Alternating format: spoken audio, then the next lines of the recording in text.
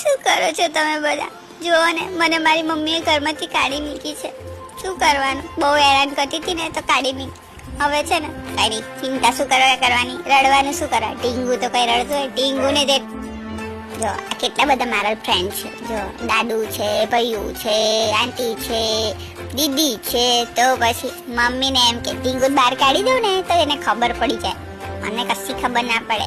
Mummy ના હોય ને તો મને બધા રાખે એવા છે. જો હું બધાને કહું છું કે મારી મમ્મીએ મારી જોડે આવું કર્યું તો ઘરમાંથી કાઢી મૂકી. તો જો આંટી મને એમ કહેશે ચિંતા નહીં કરવાની ટીંગુ, મમ્મીએ કાઢી મૂકી તો શું થયું? અમે છીએ ને, તારે અહીંયા આવતું રહેવાનું. જો હવે હું છે ને દીદુ જોડે ભાઈ દીદુ છે ને તો એને હું કહું છું કે મમ્મી આવું કરે, ચાલ મને ભૂખું લાગી છે અને મમ્મી આપી દે. જો એ બી મને હમી કરી લેશે. કે ચિંતા ના કર ને ટીંગુ, અમે બધા છીએ ને તો અમે તને રાખીશું, ખવડાવીશું.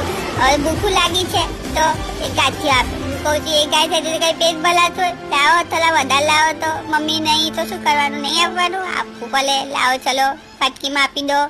ચલો વાટકીમાં લઈ લીધું. હવે હું બેસી જાઉં. અને જો હું બી કેટલું નાટકડું છું. જો નીચેથી લઈને અંદર મૂકું છું અને ઘરે હોય તો બધું અહીંથી નાખી દેવાનું. તો એટલે પછી મમ્મી તો ગુસ્સે થાય જ ને.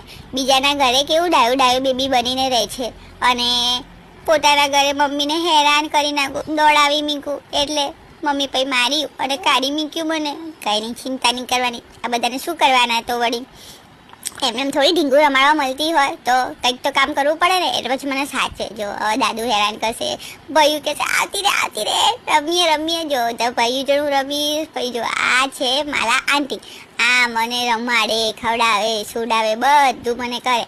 તો હવે એમ કહે છે ચાલ ઢીંગુ આવતી રે, ચાલ આપણે શાકભાજી સમારી દઈએ. તો હું બી કહું છું હા ચિંતા ના કરશો, હા હું તમને કામ કરાવું થોડું. તમે થોડું કરો ને હું કરું, ફટાફટ પતી જશે. તો હવે હું છે ને બેસી જઈશ ખુરશીમાં. તો હું કેવું અહીંયા બધું કામ કરું છું કે નહીં કરતું? તો અને મારા ઘરે બિલકુલ નહીં કરતું. એટલે પછી મમ્મી અકળાય જ ને. જો અહીંયા જેમ કહેશે ને એમ આંટી હું બધું જ કરી દઈશ. તો જો અહીંયા બેસવાનું કીધું ને બેસી જવાનું. અને મમ્મીએ કીધું હોય તો ના બેસાય, આડું નવડું જ થવાનું હોય. જો કેવું બધાને બતાવું છું. જો બેસી ગયું ને તો વળી ડીંગુન બધું આવડે. ડીંગુન કઈ શીખવાડવાની જરૂર નહીં. તો બધા જોઈ લો, જો બેસી ગઈ ને તો હવે છે ને જો આંટી બને કે છે આઈ થઈને સરખી બેસી જા, નહીં તારે અહીંયાથી કાઢી મૂકીશું. હા બીક લાગી ગઈ મને. તો હવે હું જોડાયું થઈને બેસી જઈશ ને. હવે આંટીને કહીશ કે ચલો હા આપણે શાકભાજી સંભાળીએ. અને તમને બધાને મારો વિડીયો ગમતો હોય તો લાઈક કરો, શેર કરો, મારી યુટ્યુબ ચેનલ સબસ્ક્રાઈબ કરો. સબસ્ક્રાઈબ કેમ નહીં કરતા? તો ફટાફટ મારા ફોલોવર બધા વધારી લેવાના છે. હા ઇન્સ્ટામાં અને યુટ્યુબમાં બી. ચલો હા ટાટા બાય બાય, જય શ્રી કૃષ્ણ.